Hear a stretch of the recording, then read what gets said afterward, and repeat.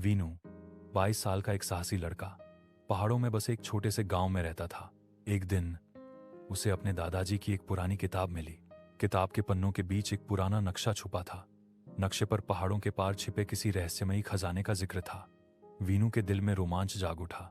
उसने ठान लिया कि चाहे कितनी भी मुश्किलें क्यों ना आए, वह इस रहस्य को उजागर करेगा। अगले ही दिन उसने अपना छोटा सा बैग उठाया और पहाड़ों की ओर सफर शुरू कर दिया। रास्ता आसान नहीं था। ऊंची बर्फीली चोटियां, तेज ठंडी हवाएं और नीचे गहरी खाइयां उसकी हिम्मत की परीक्षा ले रही थी। कई जगह रास्ता इतना संकरा था कि जरा सी चूक मौत बन सकती थी, लेकिन वीनू रुका नहीं। कुछ ही दूर उसे एक टूटा हुआ लकड़ी का पुल मिला। नीचे तेज बहती नदी थी। सांस रोककर वीनू ने पुल पार किया। तभी अचानक पहाड़ से पत्थर गिरने लगे। वह भागता हुआ किसी तरह बच निकला। आखिरकार लंबी जद्दोजहद के बाद वीनू एक अंधेरी गुफा तक पहुंचा। गुफा के अंदर से हल्की सी सुनहरी रोशनी झिलमिला रही थी। यही वह जगह थी जहां शायद खजाना छुपा था, लेकिन असली रहस्य तो अभी शुरू हुआ था। गुफा के अंदर कदम रखते ही वीनू ने देखा कि दीवारों पर अजीब से चिन्ह चमक रहे थे।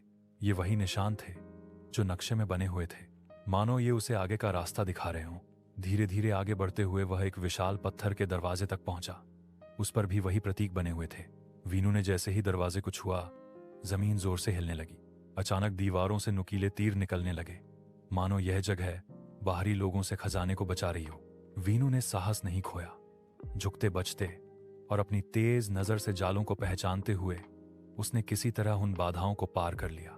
पसीने से भीगा हुआ वह दरवाजे के दूसरी तरफ पहुंचा और तभी उसकी आंखें ठहर गईं। सामने सोने के सिक्कों से भरा हुआ एक विशाल संदूक था। उसके चारों ओर जवाहरात, प्राचीन मूर्तियां और सोने की ढालें रखी थीं। गुफा सोने की चमक से ऐसे जगमगा रही थी जैसे कोई दूसरा संसार हो। लेकिन जैसे ही वीनू ने खजाने की ओर कदम बढ़ाया, पीछे से भयानक गड़गड़ाहट सुनाई दी। दीवारें हिलने लगी। असली परीक्षा अब शुरू होने वाली थी। गुफा जोरों से कांपने लगी। ऊपर से भारी पत्थर गिर रहे थे। वीनू ने समझ लिया कि यह खजाना इतनी आसानी से हाथ नहीं आने वाला।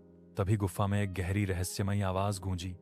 यह खजाना लालचियों के लिए नहीं बना, केवल वही इसका हकदार है जो इसे दूसरों की भलाई के लिए इस्तेमाल करेगा। वीनू का दिल कांप उठा। उसने खजाने को छूने के बजाय वहीं खड़े होकर प्रण किया, अगर यह दौलत मुझे मिली तो मैं इसका उपयोग सिर्फ अपने गांव और लोगों के लिए करूंगा। अचानक खजाने की चमक तेज हो गई। सोने और जवाहरात से उठती सुनहरी रोशनी वीनू के चारों ओर फैल गई। गुफा का विशाल दरवाजा अपने आप खुल गया और रास्ता साफ हो गया। वीनू खजाने के साथ गांव लौटा। उसने उस दौलत से स्कूल बनवाए, अस्पताल बनवाए और लोगों की जरूरतें पूरी की। उसका गांव अब केवल अमीर ही नहीं, बल्कि सबसे खुशहाल और एकजुट गांव बन चुका था। और इस तरह वीनू की कहानी गांव की लोक कथाओं का हिस्सा बन गई। एक ऐसी कहानी जो बताती है कि असली खजाना सोना चांदी नहीं, बल्कि लोगों की खुशियां और भलाई है।